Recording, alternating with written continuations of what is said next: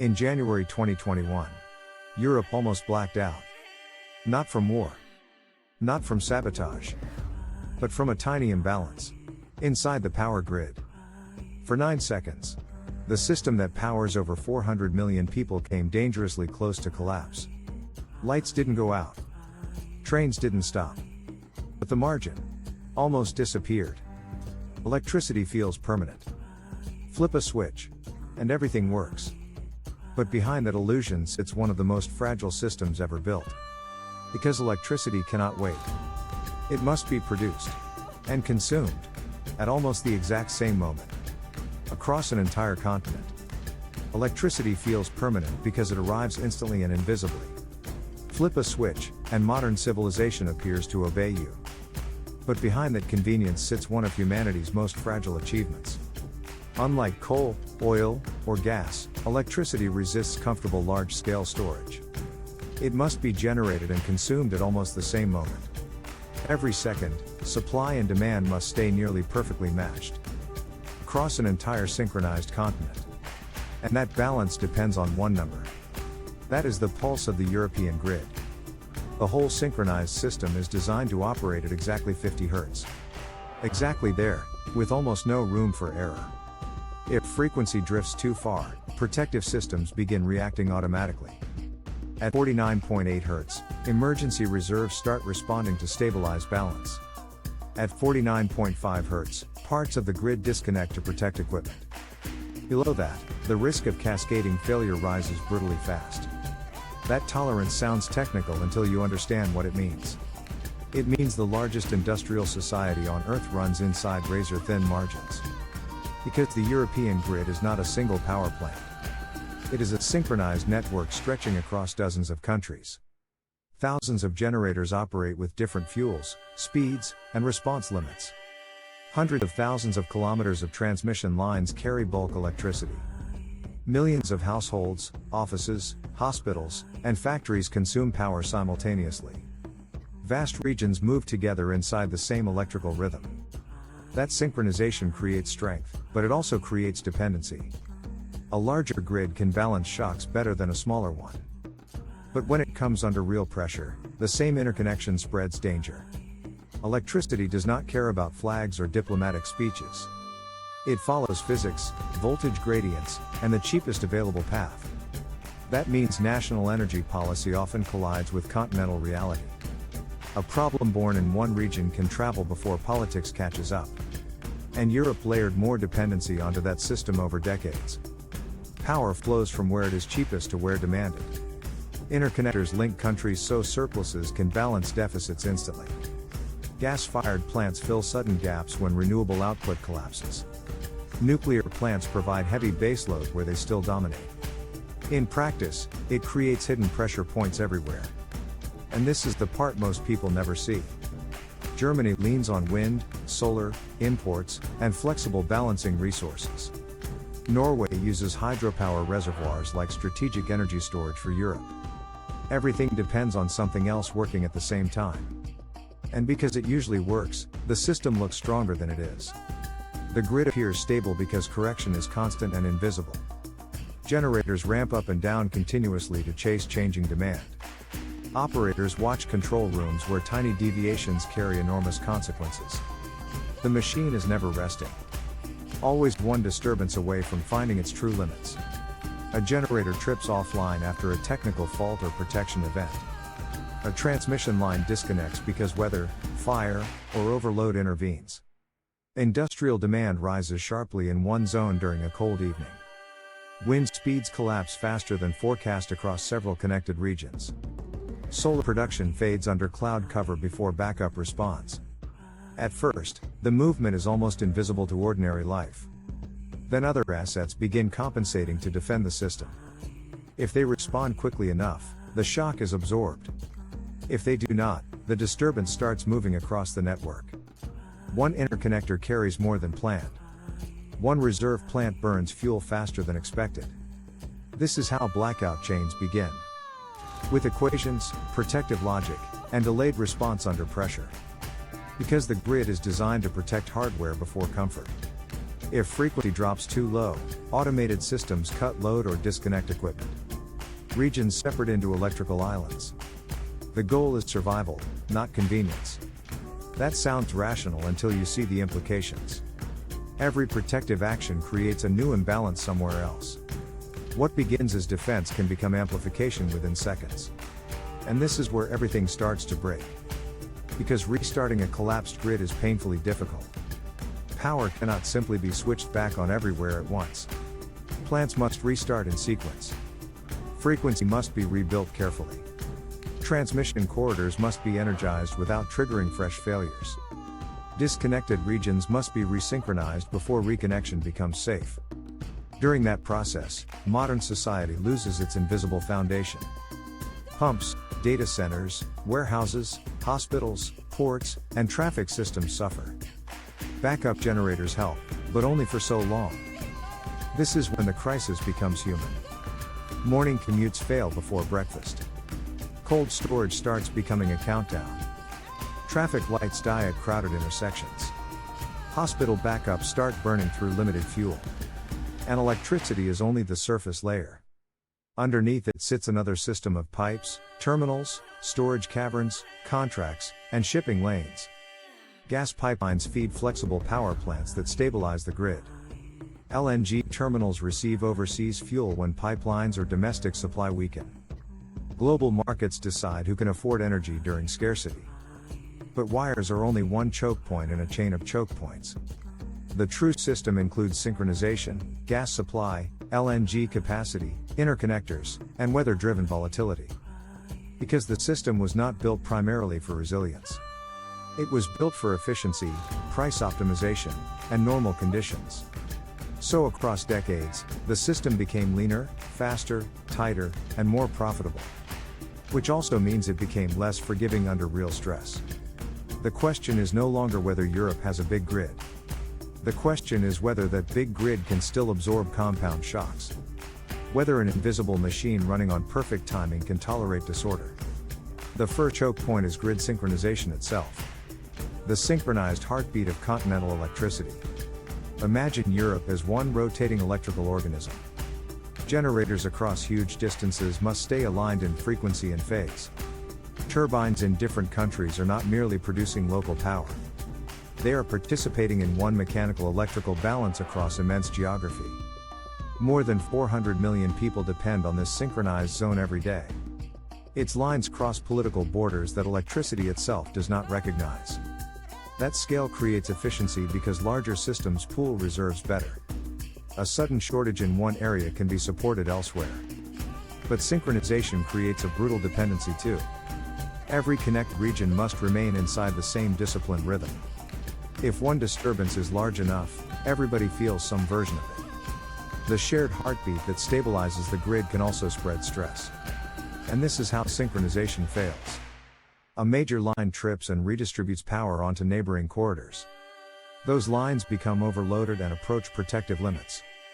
Frequency begins drifting because supply and demand no longer match cleanly. Automated protections start disconnecting assets to avoid physical damage. Coordination deteriorates faster than operators can manually intervene. The immediate consequence unfolds within seconds and minutes. Frequency instability triggers emergency reserves, load shedding, and forced disconnections. Some regions lose imported electricity they were counting on. Transit systems enter emergency mode. Manufacturing plants experience sudden trips and costly process interruptions. This is not abstract engineering anymore. This is metro systems slowing underground in major capitals.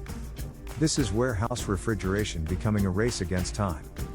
This is factories losing production runs worth millions. Then the secondary consequence arrives through markets and logistics. Power prices spike violently because scarcity is now real, not theoretical. Balancing markets become extremely expensive as operators buy emergency stability. Industries reduce operations because power quality is no longer trusted.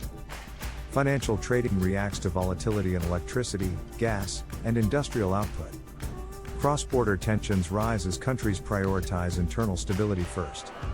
And then the global consequence extends beyond energy bills. If European power instability persists, industrial exports contract across key sectors. Chemical plants, metals, cold storage, semiconductor processes, and transport hubs suffer. That ripples into supply chains stretching through Asia, North America, and Africa. A frequency problem becomes a production problem. A production problem becomes an inflation problem. And an inflation problem becomes a political problem. Because once a continent sees electricity as unreliable, everything changes. Governments intervene more aggressively in markets and energy planning. Shared markets start looking less like cooperation and more like vulnerability. The second choke point is pipeline dependency feeding flexible power and heat. Europe's gas network is vast, strategic, and physically unavoidable. It stretches more than 200,000 kilometers across the wider continent. Those lines are not abstract infrastructure on a map. They are the arteries feeding households, industries, and balancing power plants.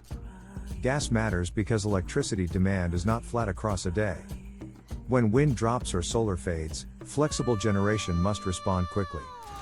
Gas plants are often the bridge between intermittent renewable output and stable supply.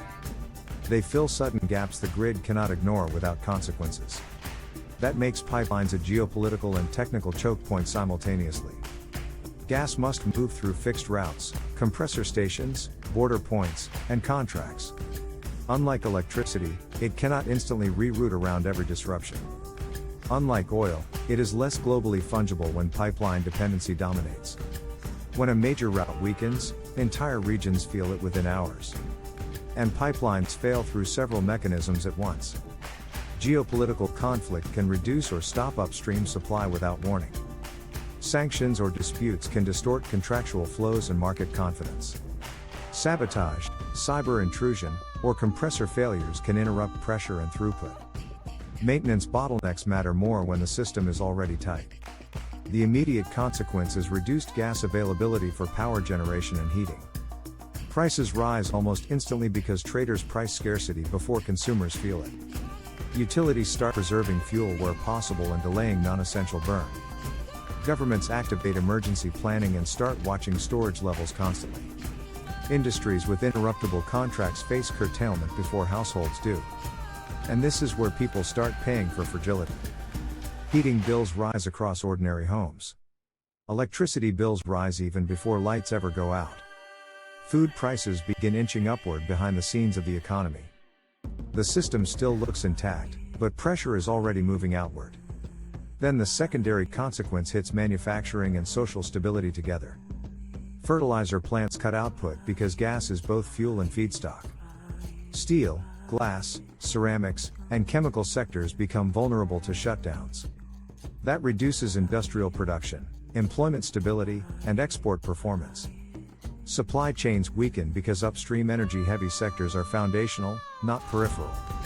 Supermarkets, construction projects, pharmaceuticals, and agriculture all feel delayed effects. And households feel squeezed long before any full blackout ever arrives. Then the geopolitical layer begins expanding across the continent. Countries compete more aggressively for alternative supply and emergency contracts. Regional solidarity becomes harder when domestic pressure intensifies at home.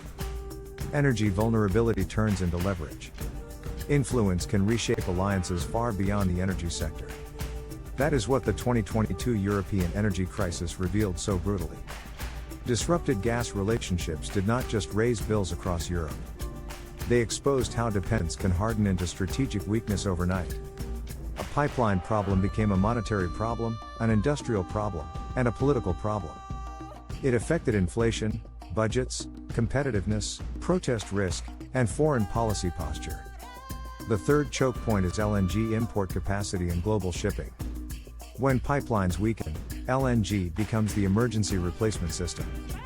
Tankers cross oceans carrying gas cooled into liquid form. Terminals receive it, regasify it, and push it into domestic networks.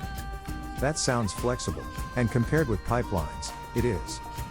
But flexibility here has hard physical limits built into the infrastructure. Terminals can only process so much volume at once. Storage at those terminals is limited by tanks and throughput. Berthing capacity is limited by ports and scheduling. The number of specialized LNG tankers is limited. Voyage times are measured in weeks, not minutes. Europe expanded LNG dependence rapidly when pipeline risk intensified. That helped avoid worse shortages, but it created another bottleneck. Instead of depending mainly on land routes, Europe leaned harder on terminals, ships, and global competition. A crisis on one side of the world now matters more directly in Europe. A major LNG terminal is not interchangeable with every other terminal. Pipeline connectivity from the coast inland matters. Shipping availability matters. Competing bids from Asia matter. And LNG fails differently than pipelines fail. A pipeline can be cut or politically reduced over land. LNG can become unavailable through price, congestion, delays, storms, faults, or upstream outages.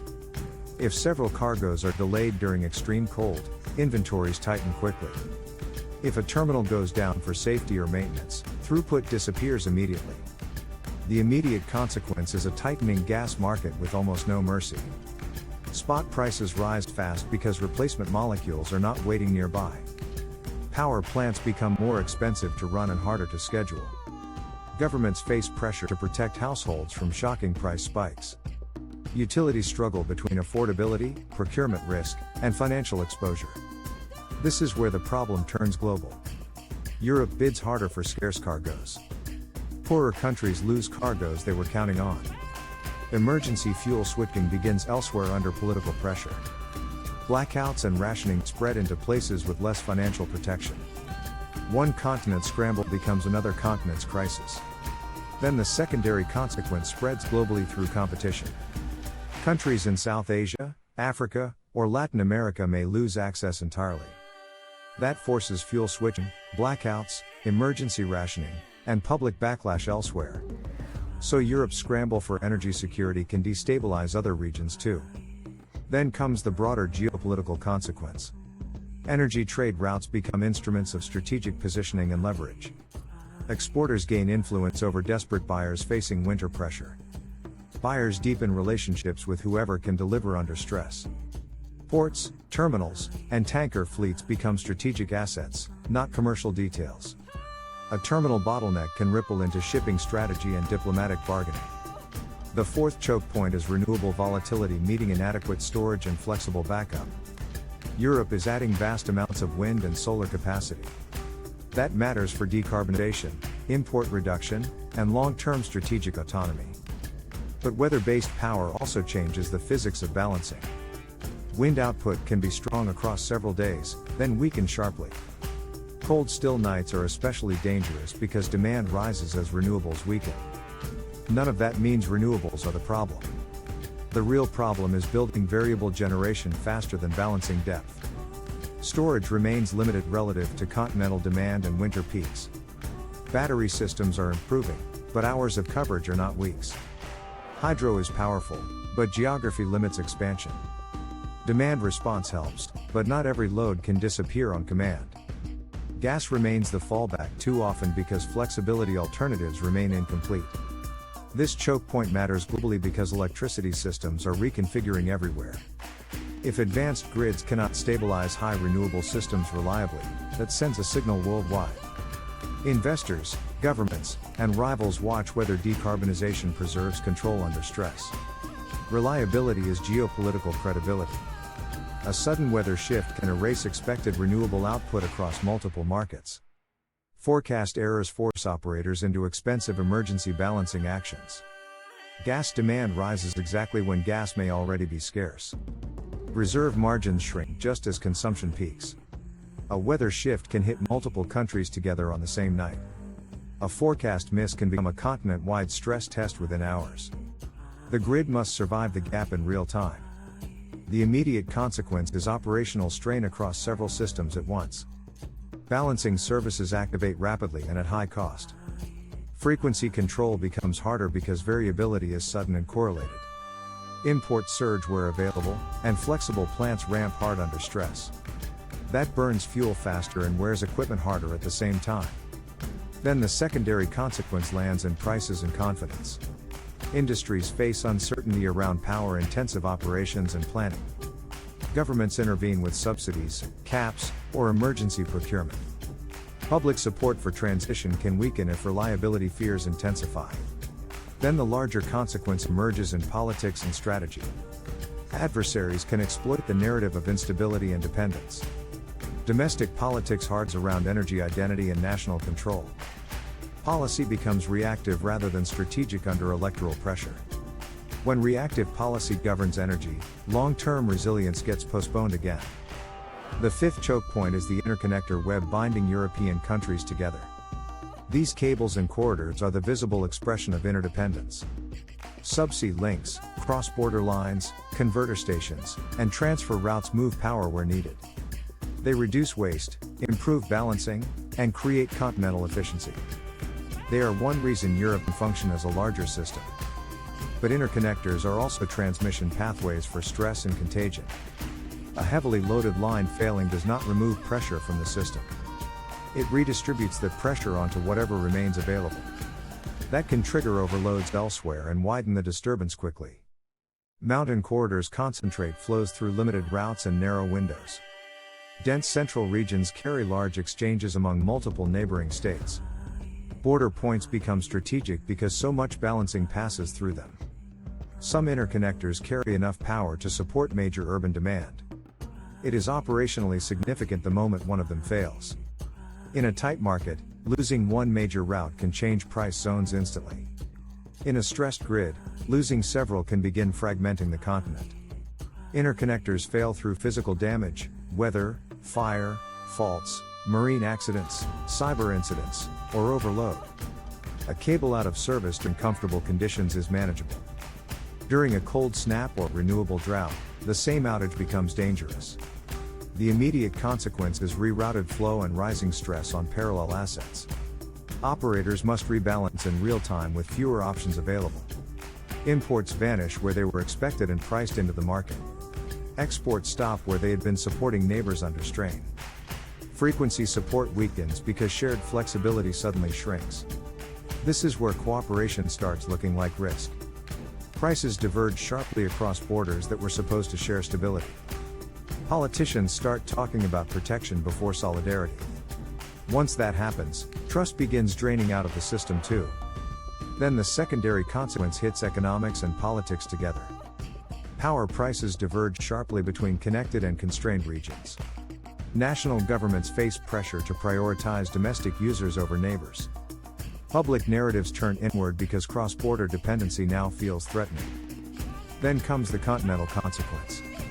The system stops behaving like one Europe and starts behaving like stressed national islands. Once trust falls, cooperation becomes harder precisely when it is needed most. That is how technical failure can evolve into political fragmentation. Now take those choke points together instead of one by one. This is where the real danger finally reveals itself. Systems rarely fail according to neat isolated scenarios. They fail through overlap, timing, and compounding pressure. If two choke points fail together, Europe enters a dangerous compression zone. Imagine weak wind output during severe cold and a major interconnector outage. Demand rises while imports weaken and balancing options shrink. Gas plants must work harder exactly when fuel prices are rising. Frequency stability becomes harder because flexibility is being consumed everywhere at once. Who gets hit first? Usually the regions most dependent on imports and tight balancing. Urban centers with high demand and little local dispatchable capacity feel it quickly. Industrial regions with power-sensitive processes suffer early interruptions or price shocks. Now imagine three choke points failing together.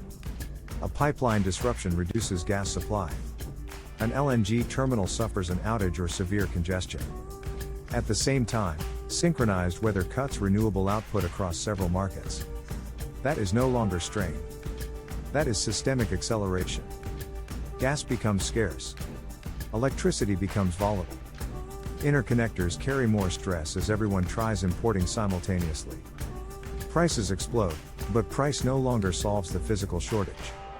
Because you cannot purchase molecules or megawatts that do not exist. The spread is fast and politically brutal. Within minutes, operators are defending frequency and cutting risk. Within hours, balancing markets become brutally expensive. Within days, governments consider curtailment, rationing, or emergency support. Within weeks, industrial slowdown appears in macroeconomic data and trade performance. Throughout that timeline, political trust erodes because every country wants insulation first. The first casualties are not always households in darkness. Sometimes they are factories forced offline by price and uncertainty. Sometimes they are fertilizer producers, aluminum smelters, chemical complexes, or rail freight systems. That is why energy crises can look survivable right until deeper damage arrives. This is how a systems crisis reaches the household. Inflation starts feeling personal. And if the crisis deepens further, finance begins amplifying physics. Utilities need collateral to trade volatile markets and survive margin calls. Governments deploy subsidies and guarantees that strain budgets and political capital. Inflation intensifies through electricity, food, transport, and industrial input costs. Social patience weakens, and political extremes gain narrative fuel. Then the international layer widens again.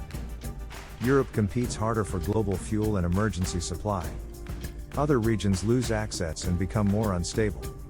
Shipping lanes become more strategic. Allied coordination is tested under price stress and domestic pressure.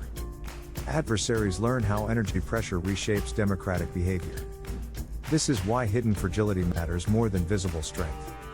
A continent can look rich, advanced, and heavily connected while remaining brittle. The more optimized the system becomes, the more timing controls outcomes. Timing is exactly what crises exploit. The 9 seconds matter because they expose the principle. Not because Europe blacked out. Because it nearly did not need much more. A short frequency drop was enough to show the margin. Enough to reveal that modern resilience may be thinner than modern confidence. And then comes the aftermath. The uncomfortable truth is not that Europe lacks infrastructure. It is that infrastructure alone does not equal resilience. A giant system can still be fragile if buffers disappear. An efficient system can still be dangerous if shock absorbers are too thin. For decades, optimization looked like progress. And often, under normal conditions, it was. But normal conditions are not the real test. The real test arrives under compound pressure, geopolitical tension, and weather extremes. That is when invisible design choices become visible consequences. That is when thin margins stop looking elegant and start looking reckless. Modern civilization runs on continuous energy delivered with near-perfect timing. But perfect timing is not a natural state.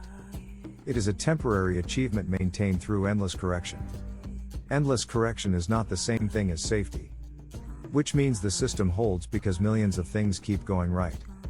It holds because, most of the time, the chain does not break. Because reserves answer in time. Because imports arrive in time. Because weather behaves enough. Because politics does not interfere too much. Because the next disturbance stays just small enough. But one day, several things may go wrong together. And when that moment comes, the blackout will not begin with darkness. It will begin with mathematics, timing, and a margin too thin to save itself.